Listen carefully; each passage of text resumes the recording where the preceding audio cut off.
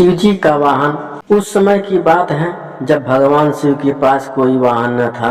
उन्हें पैदल ही जंगल पर्वत की यात्रा करनी पड़ती थी। एक दिन माँ पार्वती उनसे बोली, आप तो संसार के स्वामी हैं, क्या आपको पैदल यात्रा करना शोभा देता है? शिव जी हंसकर बोले, देवी हम तो रमते जोगी हैं, हमें वाहन से क्या लेना देना, भला साधु भी कभी सवारी करते हैं। पार्वती ने आंखों में आंसू भरकर कहा, जब आप शरीर पर भस्म लगाकर बालों की जटा बनाकर नंगे पांव कांटों भरे पथ पर चलते हैं तो मुझे बहुत बड़ा दुख होता है। परंतु वह जिद पर अड़ी रही। शिव जी ने उन्हें बार बार समझाया। बिना किसी सुविधा के जंगल में रहना पार्वती को स्वीकार था, परंतु वह शिव जी के लिए सवारी चाहती थी।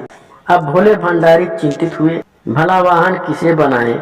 उन्होंने देवताओं को बुलावा भेजा। नारद मुनि ने सभी देवों तक उसका संदेश पहुंचाया।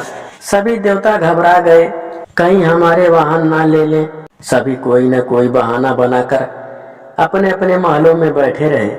पार्वती उदास थी। शिवजी ने देखा कि कोई देवता नहीं पहुंचा। उन्होंने एक हुंकार लगाई तो जंगल के सभी जंगली जानवर आ पहुंचे। शिवजी ने उनसे कहा, तुम्हारी माँ पार्वती चाहती है कि मेरे पास कोई वाहन होना चाहिए, बोलो कौन बनेगा मेरा वाहन। सभी जानवर खुशी से झूम उठे। छोटा सा खरगोश खुदक कर आगे बढ़ा, भगवान मुझे अपना वाहन बना ले, मैं बहुत मुलायम हूँ। सभी खिलखिलाकर हंस पड़े। शेर गरज कर बोला, मूर्ख खरगोश, मेरे होते तेरी जुर्रत कैसे हुई मेरे सामने आकर बोलने की। बेचारा खरगोश चुपचाप कोने में बैठकर गाजर खाने लगा।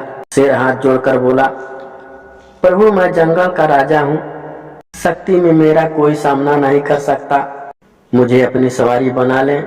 उसकी बात समाप्त होने से पहले ही हाथी बीच में बोल पड़ी, मेरा अलावा और कोई इस काम के लिए ठीक नहीं है। मैं गर्मी के मौसम में अपने सूंड में पानी भरकर महादेव को नहलाऊंगा। जंगली सुअर कौन सा कम था, अपनी थूथन से हिलाते हुए कहने लगा, शिव जी मुझे सवारी बना लो, मैं साफ सुथरा रहने की कोशिश करूंगा। कहकर वह अपने शरीर की कीचड़ चाटने लगा। कस्तूरी हिरन ने नाक पर हाथ रखा और बोला, छी कितनी गंदगी बदबू आ रही है, चल भाग यहाँ से, मेरी पीठ पर शिवजी सवारी करेंगे। इसी तरह सभी जानवर अपना अपना दावा जताने लगे। शिवजी ने सबको शांत कराया और बोले, कुछ ही दिनों के बाद मैं सब जानवरों से एक चीज मांगूंगा, जो मुझे वह लाकर देगा वही मेरा वाहन बनेगा। नंदी भी वहीं खड़ा था। उस दिन के बाद से वह छिप छिप कर शिवजी और पार्वती की बातें सुनने लगा। घंटों भूख प्यास की परवाह किए बिना वह छिपा रहता। एक दिन उसे पता चल गया कि शिवजी बरसात के मौसम में सूखी लकड़ियां मंगवाएंगे। उसने पहले ही सारी तैयारी कर ली। बरसात का मौसम आया, सारा जंगल पानी से भर गया। ऐसे में शिवजी ने सूखी लकड़ियां की मांग की तो सभी जानवर एक दूसरे का मुंह ताकने लगे। बैल गया और बहुत सी लकड़ियां के गट्ठर ले आया। भगवान शिव प्रसन्न हुए। मन ही मन वे जानते थे कि बैल ने उनकी बातें सुनी है, फिर भी उन्हें नंदी बैल को अपना वाहन चुन लिया। सारे जानवर उनकी और माँ पार्वती की जय जयकार करते लौट गए।